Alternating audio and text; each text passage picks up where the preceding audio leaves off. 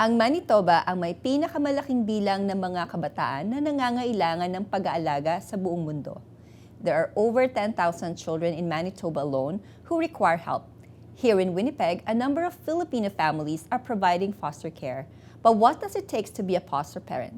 Are there enough support to help foster families provide a safe and nurturing homes? Joining me today is MLA for Tyndall and a firm advocate of children in care, Ms. Cindy Lamoureux. Hi Cindy, kamusta? Kumusta ka na? Oh, mabuti.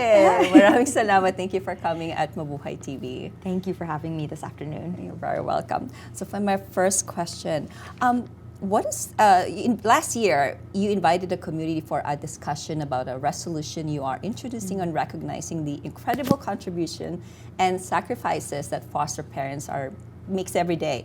What was the outcome of that discussion? Well, I think just to provide a little bit of background on it, a couple of years ago, I was sitting at an event at the Marlborough Hotel, and I was sitting beside a foster parent. And the foster parent was telling me all about the resources that they have, and they had 4 foster children at the time, and just the working conditions and trying their best to help these foster children be able to advance their lives. And this is when foster parents really got first put on my radar. So shortly after, all MLAs here in the province of Manitoba were given 100 Queen Jubilee pins. So I decided to use my pins to recognize foster parents in my constituency of Tyndall Park. Wow. So this created a lot of conversations. So I got and this is what it looks like, right? That's the resolution. So this is the resolution that you recognizing all of them. And maybe we can talk about that shortly. And so doing the resolution, I got to, or getting to know all the foster parents through the Queen Jubilee medals, what I decided to do was develop a resolution, because they truly are the stories that you hear and the kindness and the goodness that are coming out of the hearts of these foster parents. I felt they needed to be recognized. And then I learned foster parents have never been recognized in the province of Manitoba. So I brought forward the resolution, and that's sort of where this all stems from. So was there any outcome of that? So we had tons of foster parents come down to the Manitoba legislature, and all the MLAs debated it one of the mornings, and that's the resolution there. And it just allowed for all of us to speak on behalf of our constituents, bring forward. We even have some foster parents who are sitting MLAs, so they were able to bring forward some personal experiences and examples as well. Okay, so this is the result. So that was, at least it gives a very positive result. But was that any follow-up after that? Well, so that's where it got really interesting. In learning about all of these stories, I was also learning about a lot of the lack of resources and the challenges that many foster parents face in the province of Manitoba. And so over the summer, over the last 4 or 5 months in particular, I've been working with a few different people, like the Foster Parent Association of Manitoba, and I've had many meetings, for example, with the Children's Advocate at Committee, as well as the MKO as an example. And I've been really trying to educate myself on why, in this case, not only are foster parents not being given the resources that they need, but the bigger issue at hand are children in care.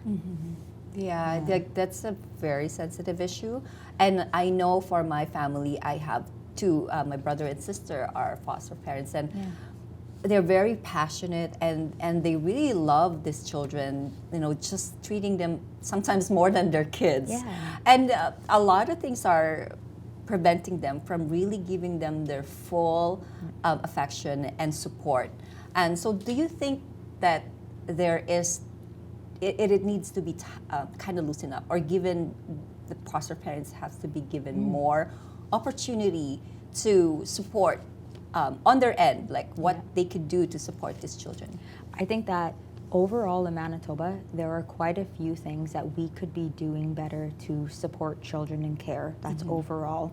Specifically for foster parents, I like to reflect on the Auditor General report. So the Auditor General of Manitoba brought forward a report specifically with 28 recommendations for the Department of Families. One of the recommendations is revisiting the maintenance rates that foster parents get, because it's been over 12 years since these maintenance rates have been looked at. Every other province makes way more, in some cases double, of what Manitoba is making. And these are the rates that provide the services for foster children. Why are they being neglected so much? We need to make sure that in this case, foster parents have sufficient funds. Yeah, and I think aside from the funding, is there enough support in terms of in education, therapy, or rehabilitation, especially to kids that have been through a rough family. Yeah. And I think that, like, again, that's the issue at large, right? When it comes down to these children in care, and we have over 9,000 children in care currently here in Manitoba, there are a wide scope of different things that we can be doing. For example, I think that we need to be working with Indigenous leaders more. We know over 90% of children in care are Indigenous. Yeah. Let's be doing everything we can to keep them with their biological families. But in the meantime, we know that these 9,000 children who are currently in the system, in placement homes, in foster homes, they still deserve the rights that you talk about: education, therapeutic services. Yes. And that's where the Children's Advocate Committee, so MACY, the Manitoba Advocate for Children and Youth, do phenomenal work. And maybe we can talk about that in a little bit. Yeah, for sure. Yeah, I did some research on there, and there was some good findings, but there are also some alarming findings that they was able to put up on the report. And I'm curious, like, because that report was since last year, and what has been done to address those reports, and would you have any information on that? That's the part that's very concerning, and in part why I brought forward an emergency debate last week inside of the Manitoba legislature, because we're not seeing anything change to address these concerns. And there have been absolutely horrific stories that we've been hearing about very recently in the newspaper, and we want to be preventative. We want to save children here in Manitoba. So the hope behind this emergency debate was to at least get the ball rolling, having these conversations. Fortunately, the debate was shut down by the Families Minister, but we are hopeful that moving forward, we'll have a committee coming up that will be reviewing all the work and seeing what we can change together. Yeah, and in our community, I see a lot of families being scared to voice out their concerns. Why do you think that's the case? Well, I can tell you, I've heard a lot of that too from foster parents, and foster parents have shared with me that they're scared to come forward. They're scared to be seen in pictures. They're scared to share their personal stories out of fear that if they complain or if they suggest that a change should be made, what if their foster children are taken away from them? They want these foster children to go back with their families, but they don't want them to be jumping around the system. And so they're nervous if they come forward and make a complaint that they're not receiving enough money, or they make a complaint that I can't possibly afford to put my child in therapy right now, that the child will be taken away. Oh, okay. Yeah, that's really sad. But we know, like, how important their role is and how difficult it is. Like, it's already difficult to parent your own child, much more parent somebody's child. But with the cultural differences, how do you think us as in our community will be able, what kind of support we can get to still help these kids, to continue learning their culture and to raise them still connected to their culture? Yeah. Well, from the political perspective, reach out to your MLAs. I should be telling you, reach out to your MLAs. Encourage them to be talking about this inside of the Manitoba legislature, because there are a lot of things provincially we can be doing. From a personal perspective, I think just keep doing what you're doing. You're doing the best that you can with the resources that you have. And I've seen foster parents interact with their foster children. I've spoken with foster children. They come into my constituency office sometimes, and the stories they share, even as they age and grow out of care, they still return back to their foster parents' homes for dinners, things like that. Oh yeah, that's understandable, because even some of my aunts, like even their own kids, like or some even strangers that they just meet on the, stay with their family. I think anyone who comes in, we welcome into our home, become part of our family, and wherever they go, you still look for them, and you're still connected with them in some way, and much more to the.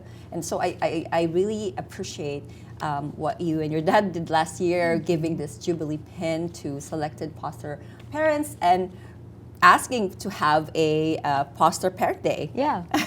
Do you think that will come to fruition? I think that probably won't come to fruition anytime soon, because the larger issue of children in care, but I think that foster parents do need to be highly recognized and more recognized. Like, to me, it is sad that the work is going so unnoticed, especially, like, as you said, it's not like a 9-to-5 job. This is a 24/7 job where you are constantly worrying and advocating and fighting for these children, and it all comes out of the goodness of your heart. Yeah, exactly. I just can see the emotional investment, so much emotional. Like we Filipinos, we're so emotional, we're so attached to everything. So, but having to take care, especially those are vulnerable, right? That's something out of our knowledge, and we that support resources is really needed.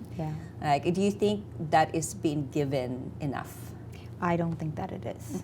Yeah, that is the flat out answer. I don't believe that foster parents, I don't believe that placement homes, I don't believe that CFS agencies, I don't believe anyone is being given enough resources. And I think that we have to look at a different approach on combining these resources. I think there's a provincial role, federal role, even a municipal role. We need to be looking at working with more Indigenous leaders in the community. We need to think all through Manitoba, not just the city of Winnipeg. Yeah, I agree. So on my almost last question, you asked the community last year for that democratic process to discuss. Oh, right, just recently. Can you tell us more about this Advocate of Children and Youth Act?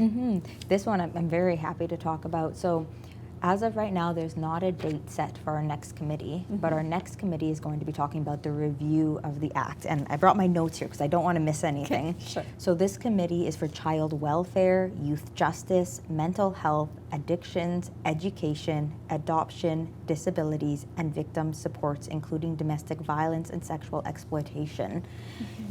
If you sign up by tomorrow's actually the deadline, Friday, you can come and present this committee. And what this can look like, it can be a 1-minute presentation up to 10 minutes presentation. It can be virtual if you're not in Winnipeg. It can be in person. It can be a written submission. And anyone is allowed to submit as long as you're a Manitoban. At this committee, we will be discussing all of these presentations. So if people have ideas, concerns, thoughts, that's how we can move forward. And there's nothing to be scared of. No, like, are they stayed anonymous? They can stay anonymous. They can submit anonymously, I believe. But if you come and present in person, you will be on camera. Yes. But I always encourage people, like, don't do anything you're not comfortable to do. If you're not comfortable to come in, share it with a friend, and a friend can come and read a response on behalf of their loved one. If they want to share it with me, I will try my best to get it on record somehow, or their own MLA. There are definitely ways to have your words shared if you're not comfortable being the face of it. And if you are comfortable, know that we have your back too. That's great. So if any foster parents who would, open enough, like, I know there are a lot of things stopping them.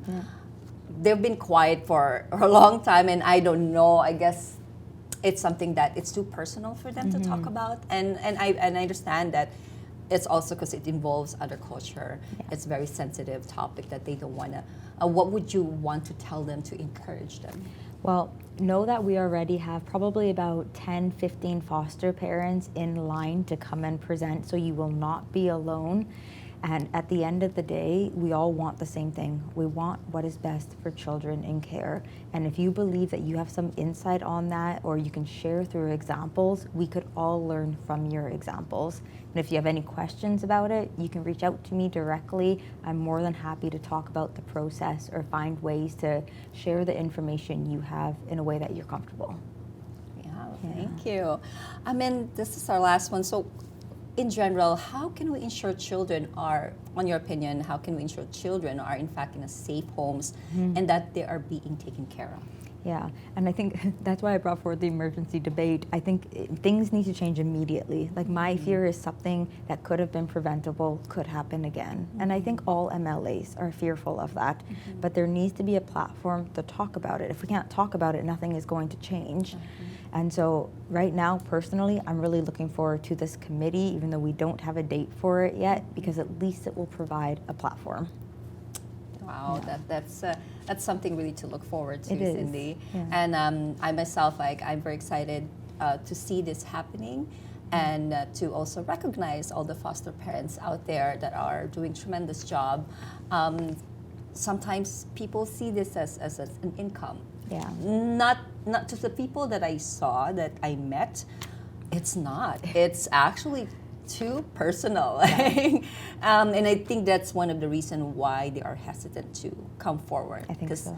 It's emotional. It's very close to their heart, and this involves kids that they really want to protect. Exactly. Right? And I think that's what you want to do, and this is what your advocacy is for. Yeah.